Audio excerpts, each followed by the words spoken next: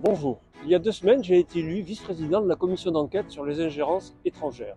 Depuis, nous avons commencé notre travail dans cette commission et nous continuerons à les auditionner les personnes aujourd'hui. La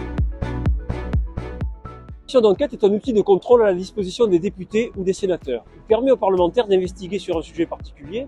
Par le passé, l'Assemblée, par exemple, a réalisé des commissions d'enquête sur l'affaire d'Outreau, la fraude aux prestations sociales ou les sectes. Des sujets très variés, mais tous essentiels pour la société. Pour une durée d'environ 6 mois, ces membres composés de tous les groupes de l'Assemblée se réunissent pour auditionner les acteurs, des politiques. À la suite de cette période, les membres produisent un rapport avec des constats et des propositions. Quels sont les pouvoirs de cette commission? Les pouvoirs de cette commission sont très importants. Les personnes convoquées sont obligées de venir devant la commission. Elles n'ont pas le droit de mentir pendant les auditions sous peine de poursuite pénale et les parlementaires peuvent se voir communiquer presque tout type de documents. Depuis plusieurs années, nous savons que les plus grandes dictatures ont tendance à interférer dans les affaires des démocraties. C'est le cas notamment aux États-Unis avec l'ingérence russe dans l'élection présidentielle de 2016 où Donald Trump a été élu. En Europe, il existe de grands soupçons sur des volontés de perturbation des élections européennes de 2019 ou des référendums sur le Brexit de 2016.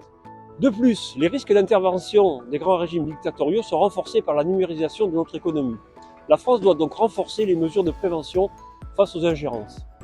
Pour poser un bon diagnostic, nous avons commencé des premières auditions d'experts. La semaine dernière, nous avons reçu pendant plus de 4 heures des spécialistes pour mieux comprendre le contexte d'ingérence mondiale.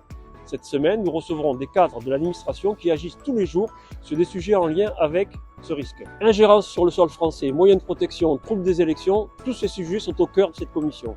Vous le voyez, les enjeux sont immenses. En tant que vice-président, je serai attentif au risque d'instrumentalisation pour que cette commission joue pleinement son rôle.